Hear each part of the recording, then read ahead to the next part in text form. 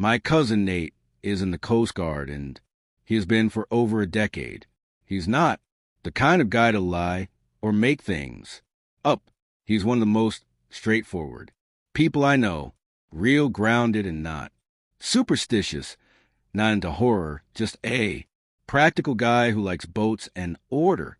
He told me this story in the summer of 2022. I asked him to repeat it more than once because of how messed up it was. And every time the details stayed the same. This happened back in 2017 when he was assigned to a lighthouse off the coast of Maine on a to maintenance rotation. The place was called Madness, rocking its way out there. You can only get to it by boat or helicopter. It's nothing more than a jagged rocky island with a single lighthouse and one auxiliary building that stores fuel and maintenance equipment. There is no power, grid, no plumbing, and barely any cell signal. The lighthouse itself is automated, but it still requires occasional manual upkeep, which is why the Coast Guard sends people out to it every year or so. Usually it's a solo assignment, but there have been strange electrical failures the year before. So, for this trip, they decided to send two people, Nate and another guy named Russell. The first few days were fine, windy, boring, and repetitive. During the day, they checked the beacon. Mechanics test the emergency batteries, refill the diesel generator, and scrape off layers of salt corrosion from the metal interior. At night, they'd read, eat simple meals, and kill time playing cards. It was isolation, but it was expected. No red flags. Then on the fourth night, Nate woke up around 2 o'clock in the morning feeling weird. Not sick, not in pain, just like something was wrong with the atmosphere. The air was heavier than usual, and he said it felt like standing in a room right before a thunderstorm, except the sky was clear and silent outside. He sat up and looked around. It was dark, and then he noticed something. There was no rotation from the beacon. The lighthouse was supposed to send out a sweeping light beam every few seconds, even during maintenance. It was a huge deal. If the light failed, he got up and shook. Russell Wake and the two of them made their way up the narrow spiral staircase to the top of the tower to see what was going on. When they got up there, they found the gears that rotated the beacon were still moving, but the actual light itself wasn't turning. Something was jammed in the mechanism. It was a large, dark piece of cloth, like a blanket or an old coat wedged deep into the gear assembly. The thing was soaked, covered in the slimy, mossy substance, and it smelled like rotting seaweed and mildew. They were both confused. The door had been locked and the windows were sealed. No wind or birds. It didn't make sense, so they removed the fabric, tossed it outside into wind, and went back to bed, thinking it was just some bizarre one-off incident. The next night, the exact same thing happened. Again, around the same time, just after 2, Nate woke up and saw that the beacon wasn't turning. They went up and found another piece of cloth jammed into the same mechanism, only this time, it wasn't the same type of fabric. It was smaller, looked like an old-fashioned scarf or shawl. It was red, frayed at the edges, and soaked through with what looked like ocean water.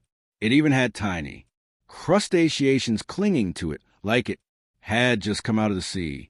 Nate said that was the moment things stopped feeling coincidental. They checked the doors, the windows, the supply closet, but everything was secure.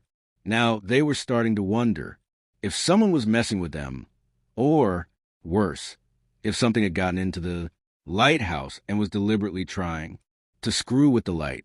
From that night on, they began blocking the stairwell with heavy crates. After doing the final check upstairs, they locked the beacon room and the bottom entrance religiously. But on the 7th night, something happened that Nate still refuses to try to explain. He said he was lying in bed trying to fall asleep when he heard Russell whispering from across the room, but he wasn't talking. To Nate, he was murmuring to the corner of the room, saying strange, disconnected things like someone was standing there. Nate leaned up and asked what he was saying, and Russell blinked slowly and looked confused. He told Nate he wasn't saying anything, but later that night, Nate woke again and found Russell sitting at the window, staring down at the rocks below. When he asked what he was doing, Russell said he thought he saw someone standing down there on the rocks the night before, barely visible in the edge of the beacon light. He said it looked like someone was watching them, and then disappeared when the light rotated back. After that, things started spiraling. Russell got weirder every day. He stopped sleeping, stopped talking much, and just stared out the window for hours. Nate asked him if he was okay, and Russell would just mutter about noises in the wall or about hearing voices from inside the stairwell. On the ninth night, they both heard footsteps on the stairs. Not the usual creaking from the wind, but real, slow, deliberate footsteps, one after the other, coming down from the beacon room above. Nate looked over and saw Russell standing at the bottom of the stairs, frozen and staring up. He asked him if he'd gone up there, and Russell just looked at him and said no. Then he asked if Nate had. Neither of them had moved. They stood there listening, but the footsteps stopped. The silence that followed was even worse. That night, they shoved a dresser in front of the bedroom door and slept with knives under their pillows. On the 11th night, they were woken up again by the beacon failing. This time, when they reached the top of the lighthouse, the beacon room door was wide open, not just unlocked, not just cracked open, completely swung open like someone had kicked it in. The wind was howling through, and when they got inside, the beacon wasn't just stopped. It had been deliberately tampered with. The bulb was unscrewed and placed upright in the middle of the room. That thing is industrial grade. You can't just twist it off by hand without effort. Nate stared at it, terrified, while Russell just kept muttering that someone had done it. Then Nate felt something brush against his back, something cold.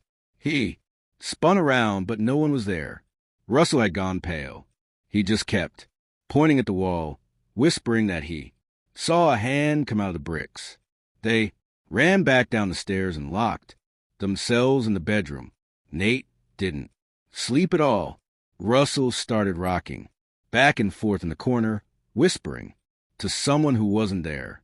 The next morning, Nate used the emergency sat phone and called for an early pickup, saying there had been a serious mechanical failure. The boat showed up that afternoon, but here's the creepiest part. When they arrived, the crew asked them about the distress call they had made at 2:12 a.m. that morning, but Nate had never made any call. He didn't touch the phone until daylight. The deckhand said they received a garbled call that came through with static and a voice saying something about someone being there with them. Then it cut out. Russell didn't speak the entire ride back. He quit the Coast Guard a few months later and never told anyone what really happened out there. Nate still does maintenance duty sometimes, but he says he'll never ever go back to Madness Rock. This happened during COVID lockdowns. It was around the point of it where everyone was really getting sick of it and going stir crazy cooped up in their houses with nothing to do. I was single at the time and was swiping on Tinder and just demanding people while watching movies and shows, because really what else was there to do on a weeknight? During lockdown, I struck up a conversation with some girl I'd been following on Instagram for years. Her name was Sophia. She goes by Soph. We live in Suffolk County, Long Island, New York, about 20 minutes to half an hour from the Hamptons and like an hour from Montauk. We were bored one night and agreed to hang out. She lives like 5 minutes from me conveniently. So I picked her up.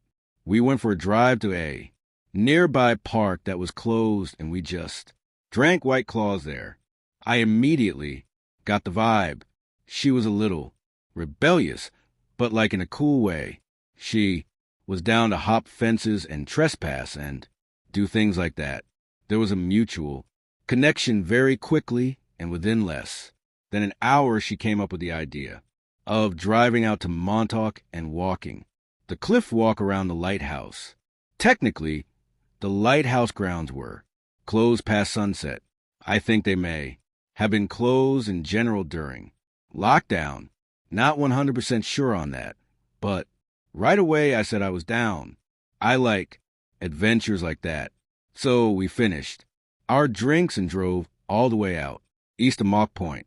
When we got there, she told me to just park in the lighthouse parking lot. I was a bit hesitant about this, but she seemed pretty confident that there would be no security on a random Tuesday night during lockdown in the off-season. I didn't see any cars in sight, so I took her word for it. She said she'd done this before, even before CO. We parked and had another White Claw in the parking lot. I would nervously look around from time to time, making sure no security vehicles were scoping the place out, and she would tell me to relax.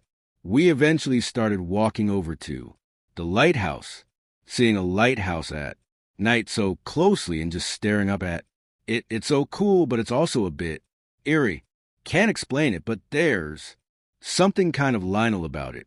So, fled the way.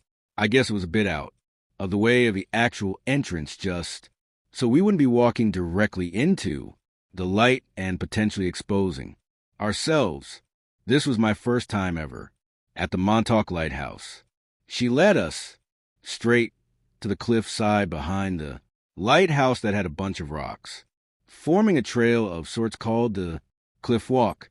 We were navigating solely with our flashlights. Maybe there were supposed to be lights on down there, but that night, mostly everything was off, besides a few lights by the front entrance and, of course, the lighthouse. Light itself, as we started making our way around Cliff Walk, being mindful of our steps, eventually Soph, who was walking behind me now, said my name. I turned to her, and she was pointing her light behind her, exposing someone behind us, also on the rocks, with both of us shining our lights over. It was easier to make him out. He was wearing a coat with a hood over his head. He looked like he was a black guy, but we couldn't tell how old or anything else about him. I called over asking if he worked here, and he didn't answer, but he also wasn't moving either. I followed it up with, "We're going to leave. Sorry." I was mostly nervous that it was a security worker or something and that we were going to get in trouble. But then the guy said something to us. He said, "Y'all want to buy some Coke?" Finding out that wasn't security guard, but simply a random guy was not a relief at all. If anything, it was more nerve-wracking because why the hell was this creepy guy following us? Why was he even here? I said, "No, man, we're good," and motioned for Soph to keep moving. I let her go in front of me, and we pressed forward. As we walked along, the guy started moving, too. He didn't follow up with anything like, "You?" Sure. He remained silent, but he seemed to move at the same pace as us. So far, I would glance back with our lights every so often, and he'd be the same distance away. It was the strangest, most uncomfortable thing. It made the rest of the experience tense as could be. We made it to the end of the cliff walk and hurried through the grass, back to the car. That guy from before was still following, basically matching our speed. We heard him call something over to us. It sounded like, "Where are you going?" This guy was obviously looking for trouble. I didn't want to instigate anything, so I didn't respond, and I told Soph not to as well. We walked side by side quickly to the car, and that's when we noticed two more guys walking over from behind us as well. I didn't want to run, because that would definitely lead to them chasing us, but one of the other guys called something over to us as well. I didn't hear what it was. We got to the car and hurried inside, and Soph and I screamed when we both realized the three guys were right on top of the car now. I locked the car immediately. I swear only seconds before. Two of them tried opening different doors. I put the car in reverse, basically the only direction where I wouldn't be hitting any of them with the car. They kicked and hit my car as I reversed out, but they didn't bother chasing us once we were in motion. On the ride back, I know that both of our hearts were racing, and after the adrenaline wore off, we were both quiet. We called it a night after I dropped her off. We ended up hanging out many times after that, and we're still in touch today. But honestly, that night still unsettles me. It was too close for comfort to something bad happening. My friends think it was a gang. Crips, maybe. Whatever it was, I have no interest going back out there at night. Music, my name is Gregory. This was a story my old friend Ian has told me many times. That happened to him many moons ago. I asked him to give me a detailed version in writing recently that he gave me permission to share online because I always found it so unsettling. Ian was one of those guys you only had to meet once and know he was the real deal. 50-some solid build, weathered skin from decades working in salt air. He worked in marine salvage and coastal infrastructure. Basically, when something broke near the water, Ian was one of the people you'd call to go fix it. But he wasn't just a contractor. He'd been a diver, a ship technician, even spent time doing remote inspections for the government. The guy had seen just about everything. So when he told me this story, I didn't doubt it. Not for a second. He said it happened back in 2013 when he got hired by a small county up in Washington State to do a structural inspection of an old, decommissioned lighthouse. The county had inherited the property years earlier and didn't know what to do with it.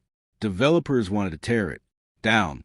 Historians wanted to preserve it, and no one wanted to pay for it either. So Ian's job was simple. Go there alone, assess the place inside and out, and figure out whether it was even safe to restore. The lighthouse was on a remote rock island about an hour off the mainland. Not a big island either, just a hunk of stone and dirt, maybe 300 feet wide, with nothing but the lighthouse itself, a generator shed, and some rusted-out old scaffolding from decades past. The place hadn't been used in years, and it wasn't exactly a tourist destination. There weren't even any docks, just a little ledge where a small Coast Guard boat could offload someone at high tide. Ian packed light, food for 4 days, a sleeping bag, some tools, a clipboard, and a two-way marine radio. The plan was simple. He'd get dropped off Monday morning, do a full walkthrough by Wednesday, and call in for pickup Thursday afternoon. He didn't think twice about going alone. He'd done this sort of thing dozens of times before. When he first got there, the place was quiet, cold, cloudy, but calm. The air had that usual mix of salt, metal, and decay you expect from something that's been sitting abandoned for decades. The lighthouse itself was tall, maybe 50 foot, built in the early 1900s. It had the classic spiral staircase inside, which led up to the beacon room. That glass lens hadn't worked in decades, but the structure itself was solid. Ian did his usual safety checks. Support beams, stair integrity, window, fittings. The floorboards on the lower level were warped but walkable. The second floor was a storage room which was empty except for some rusted metal. Cabinets. The third floor had a tiny, sleeping quarter that hadn't been used in decades. He ended up laying out his sleeping bag on the ground floor near the generator room where it was warmer and out of the wind. The first night was uneventful. It was quiet, like two. Quiet, Ian said. You don't notice how noisy the world usually is until it's not. There were no birds, no insects, not even the sound of waves slapping against the rocks outside, just wind, and even that was soft.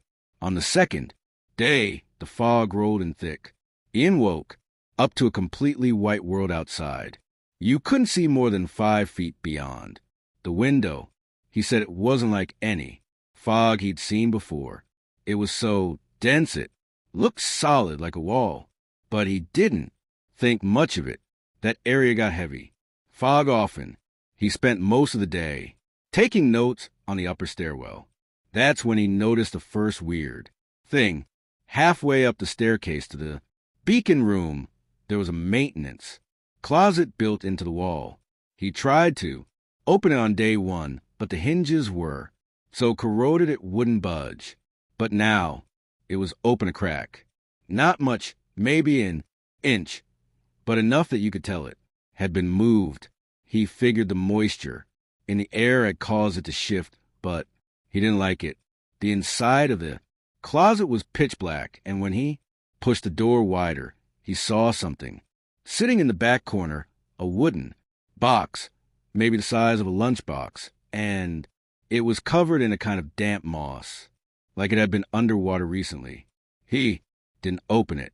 He just shut the door again and made a note to report it. That night, something woke him up.